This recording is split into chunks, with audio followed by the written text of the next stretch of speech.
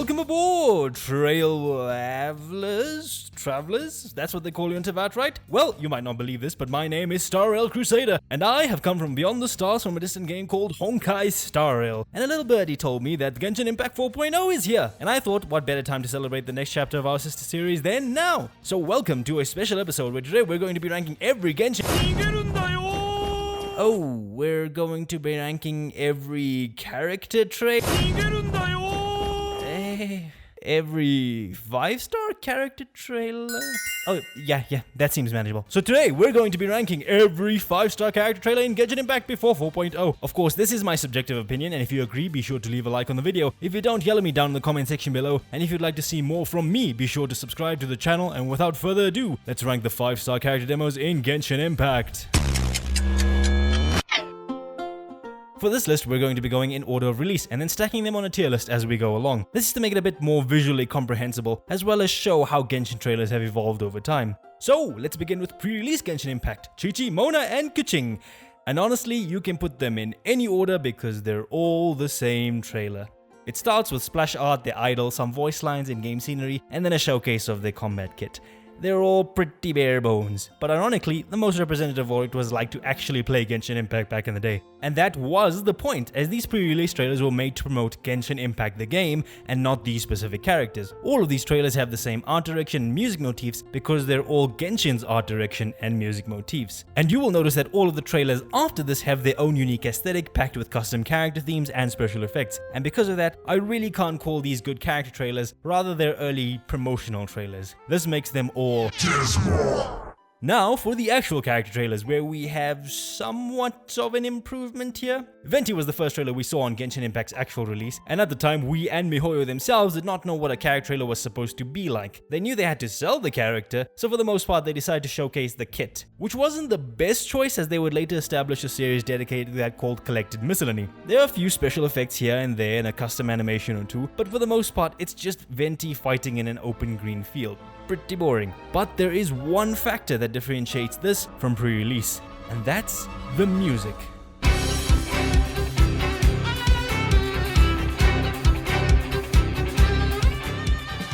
Let's just establish the people who make the music behind these trailers made my job infinitely difficult in ranking them, to the point I had to rewatch all of these trailers on mute in order to avoid giving them all double S ranks.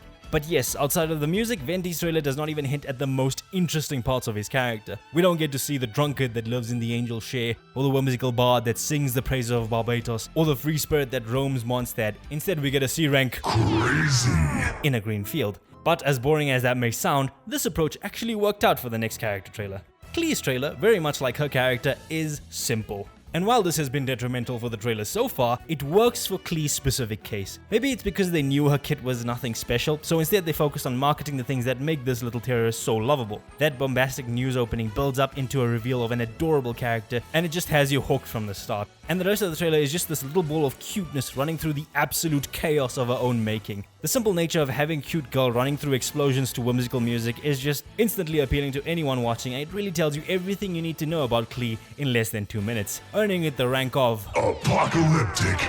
After this child, we laid our eyes on another child. To be specific, child of the Foul Legacy, the 11th Vitui Harbinger, Mononosaurus Curly, son of the house Ajax Tartaglia, otherwise known as everyone's favorite punching bag. Child's trailer actually starts off pretty solid because of the narrative elements they decided to bring in. The trailer begins with the soft piano to him narrating a letter to his sister in Snezhnaya. It's a nice framing device that hints at his role as a brother and a traveler from a distant snowy land. He then jumps off a cliff into one of the smoothest transitions into splash art you will ever see, accompanied by sick drums, and that is where the trailer peaks. The rest of it is your standard affair, combat in green fields with some creative camera work here and there. And even though the ending has narrative promise, it doesn't make up for a mostly lackluster trailer, knitting it, like Venti, the rank of crazy. And while we're down here, let me just mention Ganyu. Oh come on, you have guns in Teyvat too? Level with me here, Cocogoats. As soon as I mentioned combat in empty fields, you knew Ganyu was gonna be here. And it suffers from a lot of the same problems that Venti's trailer has. It does a good job of showing off her kit, but it doesn't show what makes this character so compelling. Where is the overworked government employee? Where is the shy Cocogoat? Where is the adepti that feels the loneliness of the human world?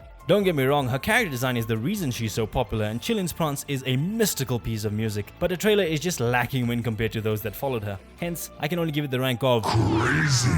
And the one that followed her was the rather impressive Albedo. There is still some of that rigid camera work that follows him around, but there are a lot of cool elements in this trailer as well, the most notable being the use of visual effects. They really went ham on the amount of visual effects they crammed into this trailer. From the fonts to the various monster scenery to the abstract visuals, everything here looks crisp. But while it may look cool, I have absolutely no idea what's going on here.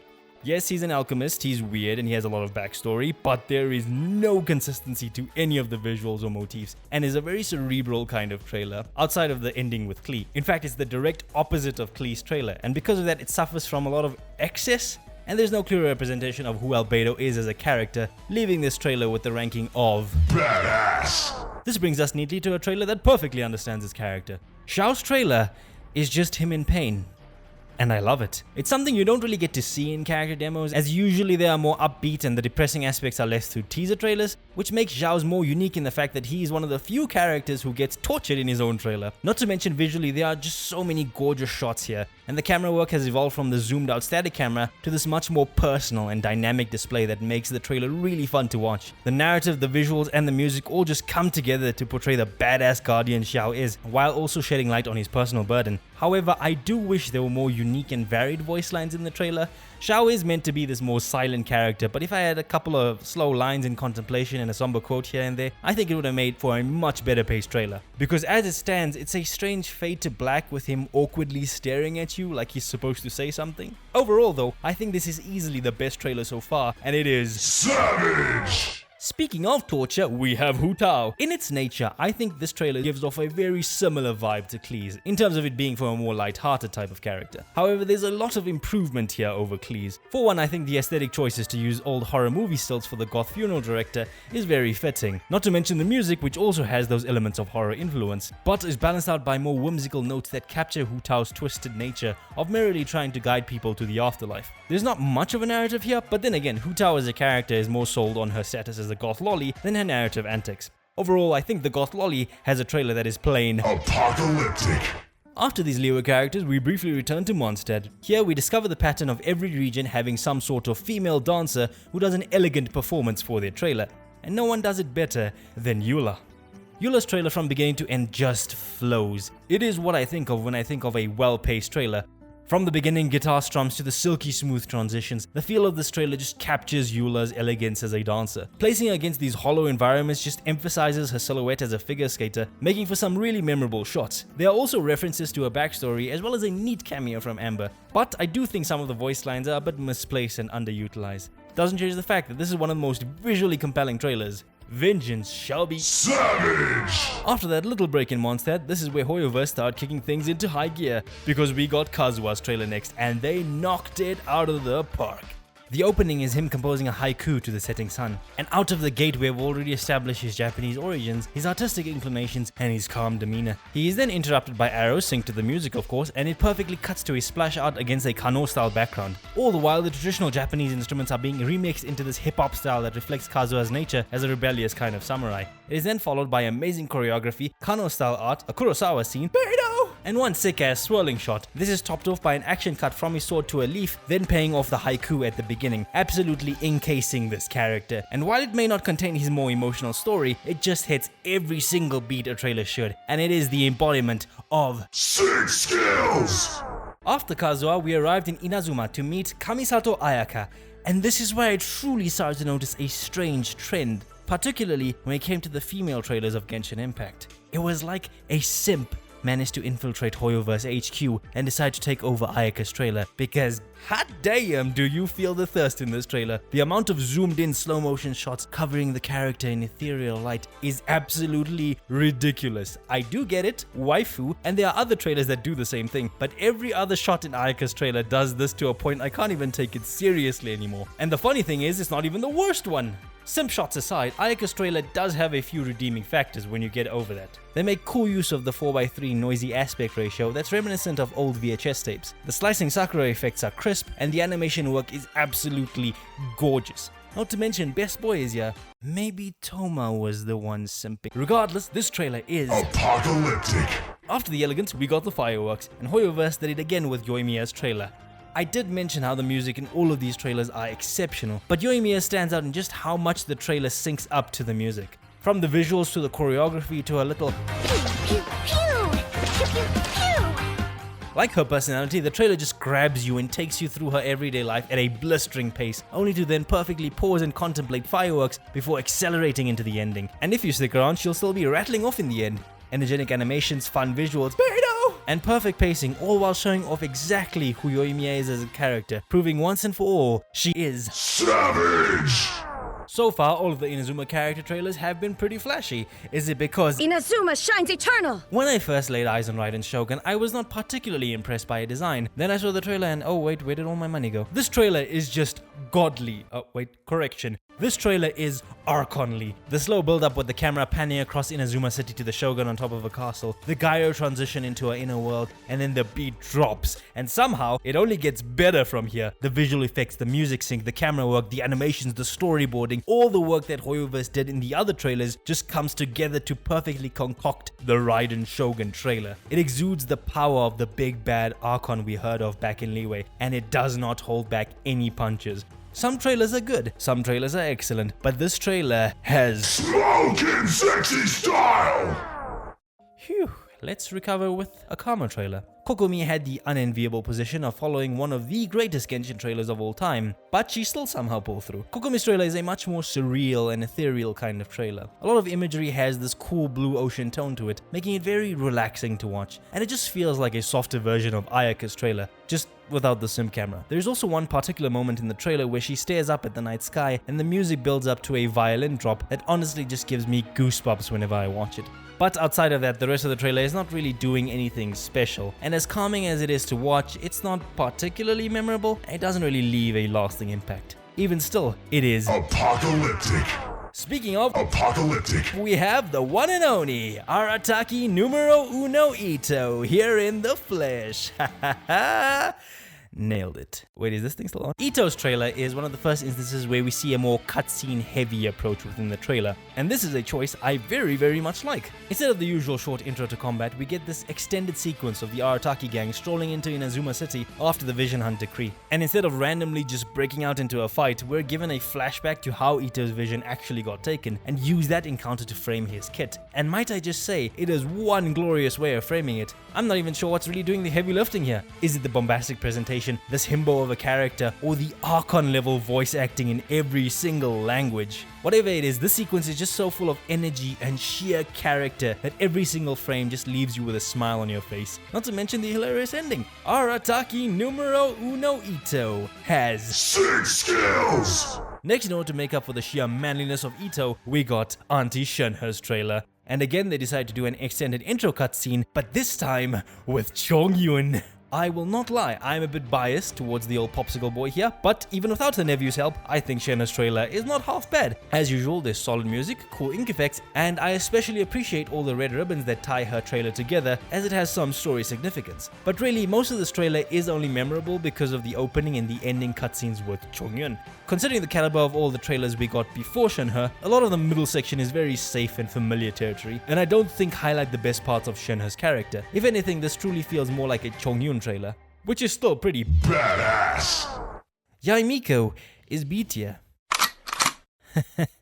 I'm in danger.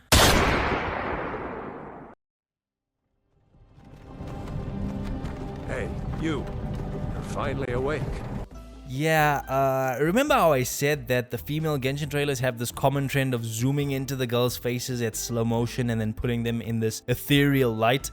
Well, Yai's trailer is probably the worst offender of this case, but there's actually a reason behind it. The trailer begins with Yai reviewing a light novel about herself, which she rejects, then presents us with a more exciting version, doubling as the rest of this trailer. Light novel protagonists are usually seen as these powerful and all-perfect beings that everyone fawns over, and all of a sudden the close-up money shots kinda start to make sense when you think of it as fanfiction. Be that as it may, just because you have fan service through a clever framing device, that does not make the rest of the trailer very good. Visually, I will say the Sakura aesthetic paired with her Shrine Maiden dance is in character, but I fail to take it seriously every time I hear Don't get me wrong, everything to make a compelling trailer is here with visuals, character, and story. It's just that Yai has the unique problem of being designed as a fan service character, but that same fan service gets in the way of the trailer's storytelling. And I think this is done much better in another character's trailer. So personally, I'm gonna rank this as Badass! Moving on to the final Inazuma character, we have Kamisato Ayato. Like his sister, Ayato's trailer is the definition of elegance, and even has quite a few references to Ayaka's trailer, which neatly connects the two as siblings. His trailer also has a lot of visually distinct shots, with special regards to the moment just before his ult. It has good visuals, it has good music, and it actually explains a certain moment in the story. It's not anything special, mind you, but it's a very consistent trailer all the way through, and in my opinion, definitely one of the more solid displays of a scheming character. It's ranked Savage! After our trip to Inazuma, we returned to Liyue, where we got fan service done right. Yelan's trailer is unique. Even among Genshin trailers, it stands out because of just how modern it feels. Whereas you could see the other trailers fitting into the more fantasy setting, this one has a uniquely burlesque style that evokes those neo-noir films of the 80s. A soft piano opening to a rainy afternoon, the appearance of the femme fatale, and then we're off into a swinging jazz soundtrack with gorgeous neon visuals to accompany it. Hoyoverse managed to delicately strike that balance between dynamically showing off a kit while also presenting the fan service in a cabaret style lens. Not to mention the whole animation sequence that leads into a burst is just mwah, chef's kiss. And all throughout we get this narrative throughline of her work as a spy and an amusing payoff towards the end. I actually think this is a good milestone to compare those first early Genshin trailers, and the difference is night and day. The art style is no longer bound to that Breath of the Wild aesthetic, the music isn't limited to the Genshin motif, and now we have entire narrative plots that thread the trailer together instead of just simply going for combat in green fields. To me, it's pretty obvious that Yelan has Smoking sexy style! And with the evolution complete, let's move on to the first Sumeru trailer. Tainaru's trailer is him getting high. Well, Sumeru's off to a good start. Tainaru's trailer was the first time we ever got to see and hear Sumeru in action. The Middle Eastern influences here are really something else when it comes to this region. However, I would argue the trailer itself isn't really that special or stand out compared to what we've seen up till now. Sure, there are some dazzling scenes and transitions, but as funny as the setup may be, the trailer is just him fighting in a green field. Granted, that green field is cranked up to 11 thanks to the beauty of Sumeru's region. I would argue this is actually just Ganyu's trailer but extremely polished, and in a more complex looking region. Still, the improvement shown here is worth a Apocalyptic! Next we have Tainaru's best friend and my personal favorite Sumeru character. But as much as I love Sino, I can't help but think of this as an inferior version of Xiao's trailer. They share a similar edgy vibe of judgment and karma, accompanied to some sick music. In fact, on a purely musical level, I think Sino has one of the best themes in the game. Visually as well, this trailer just looks so clean and reminds me of AC Origins. But even though it has the sleek bells and whistles, it doesn't have that emotional heft that was so present in Xiao's trailer. It might not have the biggest budget, but the way Xiao's trailer conveyed his karmic debt and suffering was just so effective. Sino doesn't really need to suffer as it's not exactly his character, but even still I think there could have been more emotion added to this trailer. All things considered, it is one fun trailer to look at and earns a spot next to his friend as Apocalyptic! Next up we have the dancer of the region, and Nilou's trailer is okay. It starts off pretty promising with the night sky and her floating in an oasis pool, and like an oasis her dance grabs your attention, but that's pretty much it. Sure, you get the slow motion ethereal zoom-ins and stage lighting, but there is nothing much to say outside of the opening. The thing is though, I don't even know if I should fault the trailer or the character here. Like when you think of Ayaka and Eula, they have interesting things about them outside of just dancing that makes their character compelling, be it vengeance or duty. If you ask me about Nilou's character outside of dancing, I honestly wouldn't be sure what to say. And it's a real shame because I really adore her design. It's just that like her character, there's nothing compelling in this trailer outside of spectacle and audio. But even with just those things, I think this trailer is pretty Badass! Next we have the trailer they pumped the most money into, cause Nahida's trailer is here. Like any good trailer, it starts off with that soft piano. A little girl is on a swing, inviting us into a game of hide and seek, and then smoothly jumping into splash art. This is followed by an adorable showcase of her kit, and then they crank it up by sending her into a dream world where she's surrounded by oceans, flowers, and giant kaiju. And then she does her ultimate and her beat drops to another more kick-ass version of her kit before smoothing it down and looping it back around to the swing. The amount of custom assets, environments, and animations they made specifically for Nahida just overshadows every other trailer. They put money into this one. On top of that, emotionally going through these dream vistas while listening to Nahida's theme just leaves you with a sense of awe and wonder, making you feel like this little kid in a dream. And because of that sense of wonder, the ending glitch just hits harder, instantly investing you in Nahida's story. Should have seen it coming as this is an Archon trailer, but Nahida definitely has Smoking sexy style! Next up, we have Wanderer. I think my cat might be in danger. Let me just... On a serious note, this is genuinely one of the best trailers in Hoyoverse's wheelhouse. I mean, a lot of it, especially the effects Echo Raiden's trailer, which we have already established as one of the best trailers they released. They also did interesting things with the creepy whispers and the old film grain effect. Not to mention the whole animation sequence where he Ichigos this Fatui before dropping the ult on him is just so sick. There is, however, a sort of emerging problem with this era of trailers, and that is the lack of scenery. Sure, it gives the trailer a sort of consistency, but we end up losing a lot of the visual variety that was so present in Inazuma character trailers. It isn't such a big deal in this trailer because of how well choreographed Wanderer's kit is, but it does become a problem later on. Scenery aside, Wanderer himself has got some sick skills. Next we have Alhaitham, whose trailer has all the Sumeru bros in it, and Hoyoverse, please give me more like this. Like, yes, we have had cameos from other characters dating all the way back to even Venti's trailer, but actively having other characters you love just hype up someone is honestly the best way to sell a character. In fact, it's the best way to sell all of your characters because I ended up wishing for the whole squad after this trailer. Having the bros sit around and discuss Alhaitham sets up his mysterious nature while also making for a very entertaining framing device of his kit. They stylishly show off his moves to some funky music, and honestly they could have called it a day right here. But then, they went the extra mile with his cerebral glass shatter effect into his ult, crescendoing with this immaculate black hole of an animation. And of course, they had to end it off back at the squad's table. Alhaitham has certified Smoking sexy style. After Alhaitham, we had Dia. And whoo boy, I genuinely do not know how to feel on this one. On the one hand, everything that I love about this character is here. The grunge aesthetic, the rock music, the Candace cameo, and... But on the other hand, this trailer takes place in one spot, literally, and repeats itself over just with different camera angles. You can argue that it's unique, but really it just seems that they had ideas but ran out of time. Don't get me wrong, everything you need to make a good character trailer is here, but it just feels so underwhelming. Like Dia's kit. Honestly, you could make this a 1-minute trailer by taking the first and last 30 seconds because everything in between is just filler. However, that 1 minute has some of the most badass scenes in Genshin trailer history, and for that simple fact, I think this trailer is badass. Lastly, we have Baiju. He's alright. He definitely has the longest trailer, clocking it at a full 3 minutes. But longer is not always better. Baiju's trailer takes a while to get started, and while I do love trailers with build up, this one takes forever to get to the point. I get it, he does pressure point kung fu. Can we move on please? However, when the trailer does actually get started, it's such an emotionally charged moment. Baiju struggling with his mortality only to defy his fate with a beat drop is just such an uplifting moment that I get chills every time I watch it. And the rest of the trailer after that isn't too bad either. If only the first half of the trailer wasn't there, it would have been so much better paced. But we are ranking the whole trailer, and despite its length, I think Baiju's trailer is pretty badass. And with that, I think we've covered all the 5-star... What's that sound?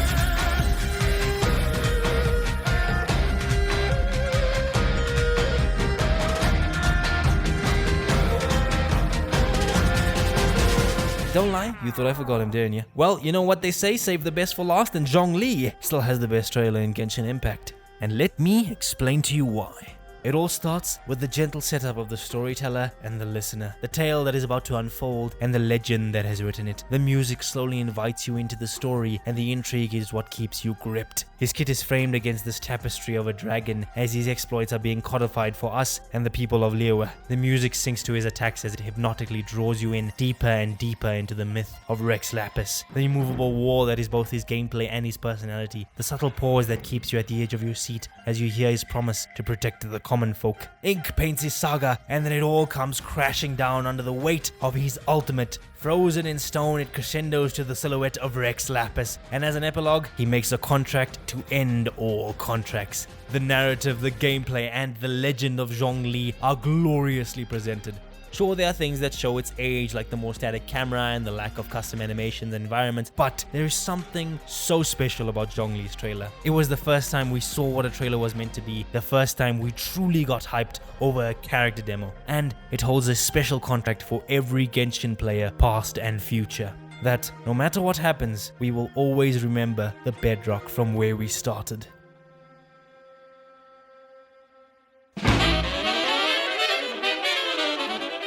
And that, ladies and gentlemen, are all the 5-star Genshin Impact trailers before 4.0. If you disagreed with anything on this list, that is amazing, because if we all agreed, we wouldn't have the variety of styles that we currently have. And by disagreeing, I encourage you to think about why you like one trailer over another. And when you do that, you can come to a deeper appreciation for these trailers and your favorite characters, because the people behind these trailers put so much time and effort, they deserve your appreciation. So if you appreciated the video, be sure to give me a thumbs up, comment down below on some of your favorite Genshin trailers, and subscribe by hitting the red button.